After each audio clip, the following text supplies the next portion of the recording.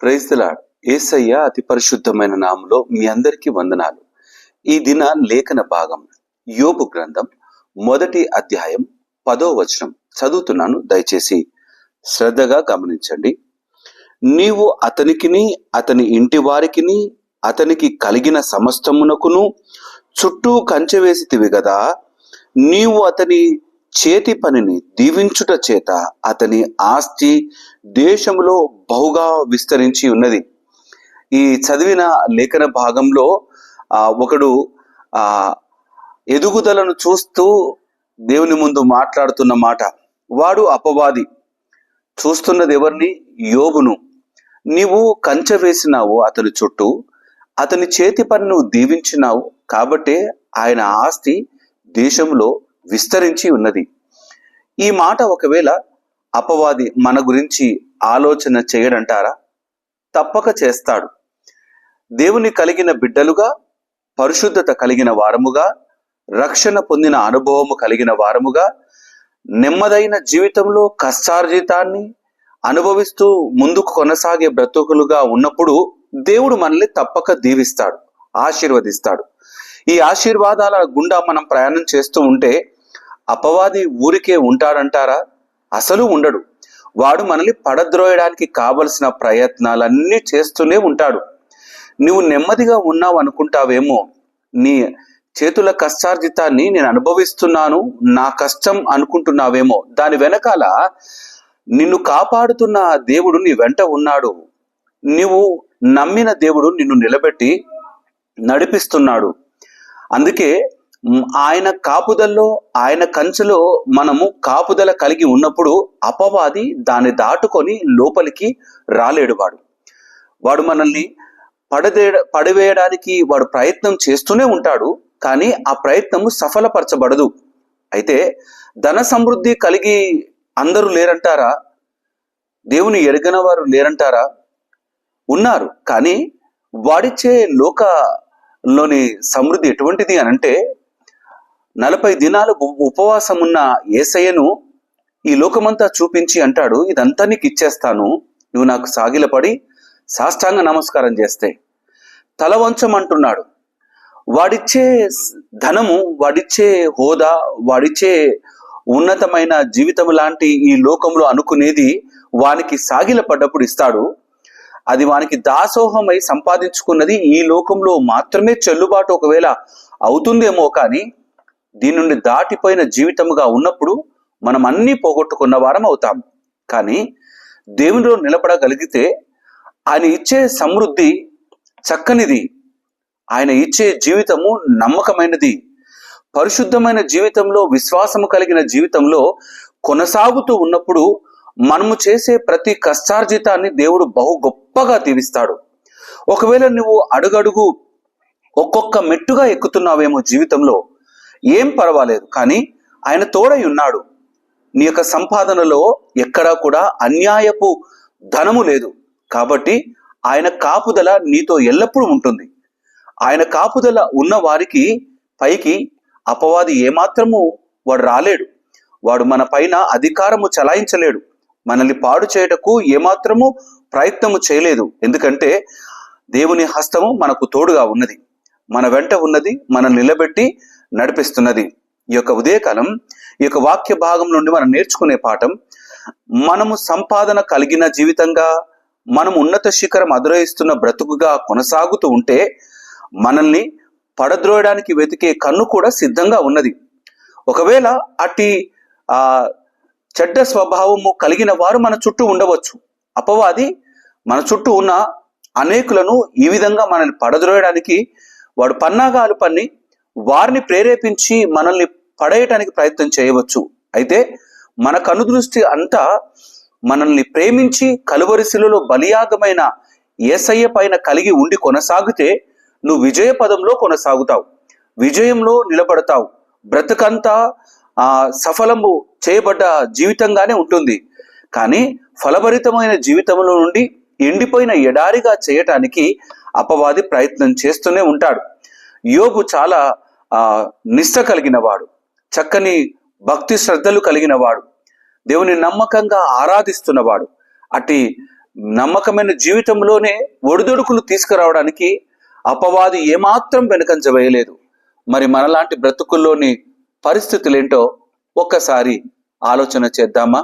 వాడు ఒకవేళ మనల్ని పడేయడానికి ప్రయత్నం చేస్తే మన చుట్టూ ఏ కాపుదల ఉన్నది? మన కష్టార్జితాన్ని ఎవరు ఫలభరితంగా మారుస్తున్నారు? నీవు ఎదుగుతున్న కొలది నీకు కాపుదల అవసరం. నీవు బ్రతుకుతున్న జీవితంలో కొనసాగుతున్న ఈ యొక్క ప్రతి దినములో ఆయన నీకు తోడుగా ఉండాలి. ఇమ్మానుయేలు దేవుడుగా మన వెంట ఉండి మనల్ని అనుక్షణం కాపాడి పోషించి నడిపిస్తున్నాడు.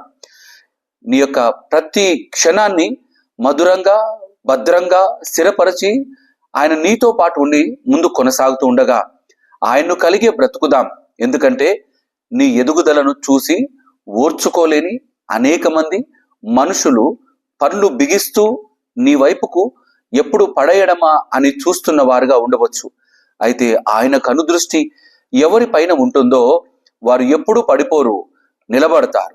పడ్డట్టుగా ఒకవేళ ఎదుటి వారు అనుకుంటారేమో, కానీ దానికన్నా మించిన బలాన్ని పొందుకొని అడుగులు ముందుకు వేస్తారు.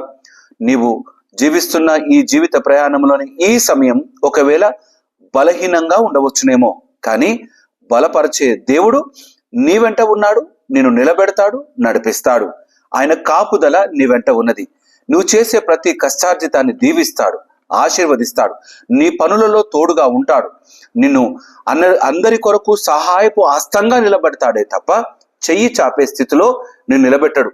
విశ్వాసం కలిగి కొనసాగుదాం, బలం కలిగి కొనసాగుదాం, ఆయనలో నిలకడగా నిలబడి కొనసాగుదాం.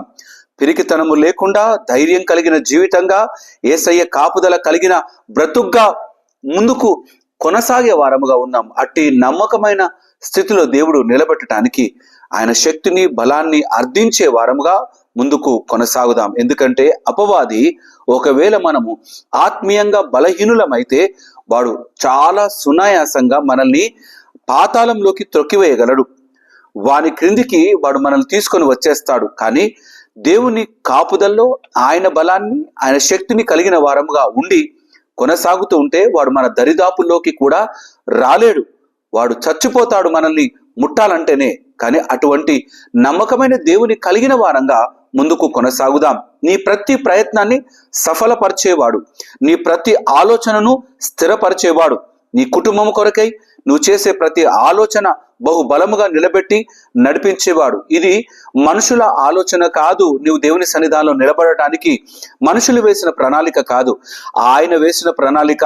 ఆయనలో నీవు ఉన్నావు, ఆయన చిత్తంలో కొనసాగుతున్నావు, ఆయన బిడ్డగా నువ్వు నిలబడి ఉన్నావు. ఈ యొక్క దినాన ఈ మాటలను హృదయంలో బహుబలంగా దాచుకొని, నన్ను అపవాది ఏమీ చేయలేడు, నేను చాలా బలంగా కొనసాగుతాను, ఎందుకంటే మరణాన్ని గెలిచిన విజయ వీరుడు నా పక్షాన ఉన్నాడు, యుద్ధము యెహోవాదే అంటూ అడుగులు ముందుకు వేస్తూ ఈ జీవిత ప్రయాణంలో ఎదురయ్యే ప్రతి ఒడిదొడుకులను బహుబలముగా ఎదుర్కొని దేవుని సన్నిధానంలో ఆయన మహిమపరుస్తూ నమ్మకమైన జయ జీవితంతో కొనసాగుదాం. దేవుడి మాటలు దీవించి ఆశీర్వదించును గాక.